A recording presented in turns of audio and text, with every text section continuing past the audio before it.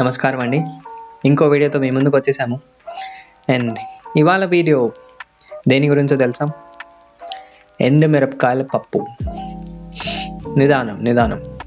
పప్పు వినగానే పరిగెడితే మీరు చాలా నష్టపోతారు.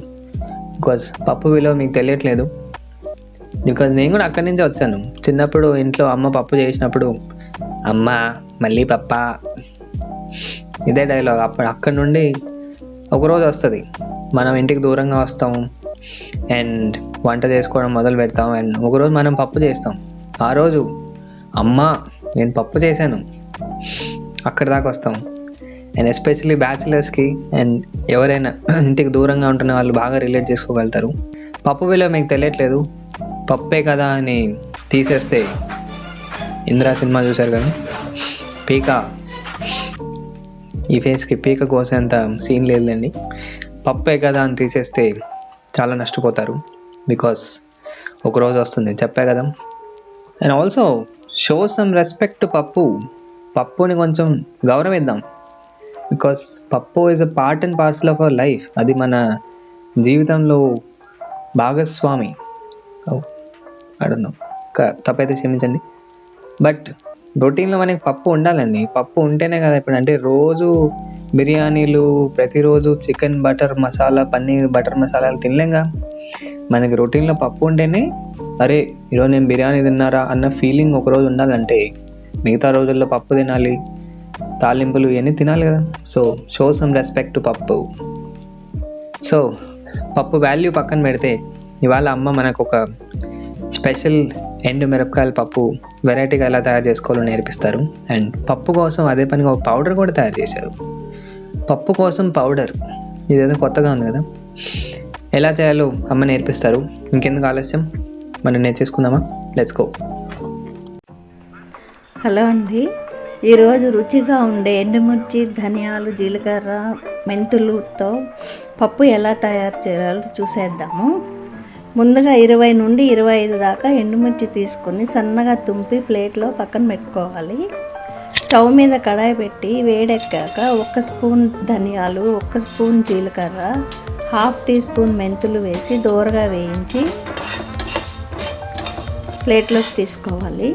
అదే కడాయిలో ముందుగా తుంపి పెట్టుకున్న ఎండుమిర్చి వేసి సన్నని సెగలో దోరగా వేయించుకోవాలి. ఇప్పుడు మిక్సీ జార్లో వేయించిన ధనియాలు, జీలకర్ర, మెంతులు వేసి బరకగా ఆడించి అందులోనే వేయించి పెట్టుకున్న ఎండుమిర్చిని కూడా యాడ్ చేసి పల్స్ ఇస్తూ బరకగా పొడిని చేసి ఒక బాటిల్లోకి తీసుకోవాలి. ఈ పొడి 4 లేదా 5 సార్లకి పప్పులోకి సరిపోతుందండి. ఈ పొడి వేసి ఇప్పుడు మనం పప్పు ఎలా తయారు చేయాలో చూసేద్దాము. ఇప్పుడు పప్పు తయారు చేయడానికి కుక్కర్ తీసుకుని 1 కప్పు కందిపప్పు వేసి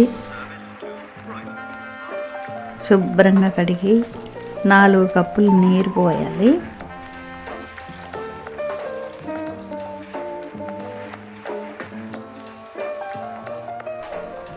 ఒక 1/2 టీ స్పూన్ పసుపు, శుభ్రంగా కడిగి పెట్టి కట్ చేసి పెట్టుకున్న 2 పెద్ద టమాటాలు,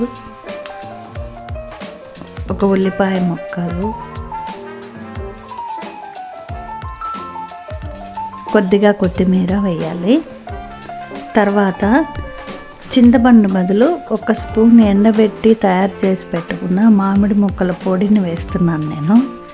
మీరు పచ్చి మామిడికాయ కానీ చింతపండు కానీ వేసుకోవచ్చు. చివరిగా మనము మిక్సీ పట్టి ఉంచుకున్న ఎండుమిర్చి పొడి 1 స్పూన్ వేయాలి.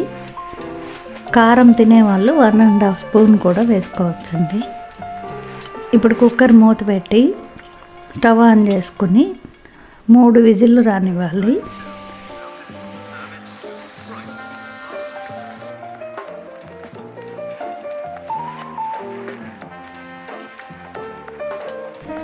కుక్కర్ చల్లారాక రుచికి తగినంత ఉప్పు వేసి మెత్తగా మెదుపుకొని పక్కన పెట్టుకోవాలి. ఇప్పుడు మనం పోపు పెట్టుకోవడానికి స్టవ్ మీద గిన్నె పెట్టేసి 3 స్పూన్ల నూనె వేసి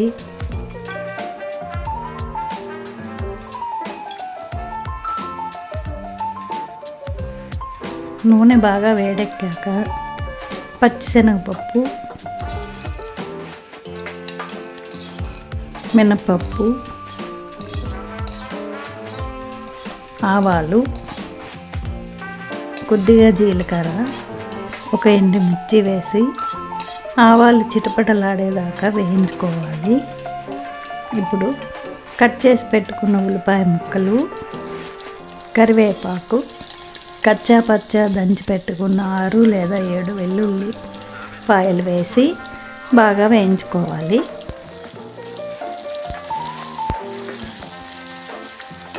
బాగా వేగాక ముందుగా మనం మెదిపి పెట్టుకున్న పప్పుని అందులో వేసి బాగా కలపాలి.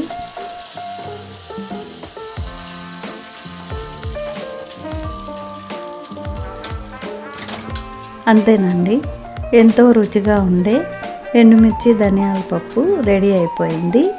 ఈ పప్పు నాన్ వెజ్ వేపుళ్ళలోకి, కూరగాయల వేపుళ్ళలోకి కాంబినేషన్ బాగుంటుంది. మీకు నచ్చితే మీరు కూడా తయారు చేసి ఎలా ఉందో నాకు కామెంట్ చేయండి.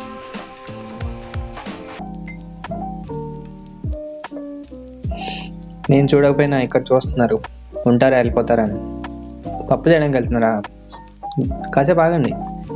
సో పప్పుకు కొంచెం రెస్పెక్ట్ చూపిద్దాం, కింద లైక్ బటన్ నొక్కడం. అండ్ లెట్ us సెలబ్రేట్ పప్పు అండి. పప్పు మన జీవితంలో భాగమే కదా. సో పప్పు తినాలి మనం ఫ్యూచర్లో కూడా. సో లైక్ బటన్ నొక్కితే యూట్యూబ్ దేవత కూడా సంతోషంగా ఉంటుంది, పప్పు కూడా సంతోషంగా ఉంటుంది. అండ్ పప్పు ప్రతి ఒక్కరూ చేస్తారు. సో మీకు తెలిసిన ప్రతి ఒక్కరు పప్పు చేసే వాళ్ళు ఎవరైనా సరే ఈ వీడియో షేర్ చేయండి. కొత్తగా పప్పు ఎలా చేయాలో నేర్చుకుంటారు. అంటిల్ నెక్స్ట్ టైం, బూ.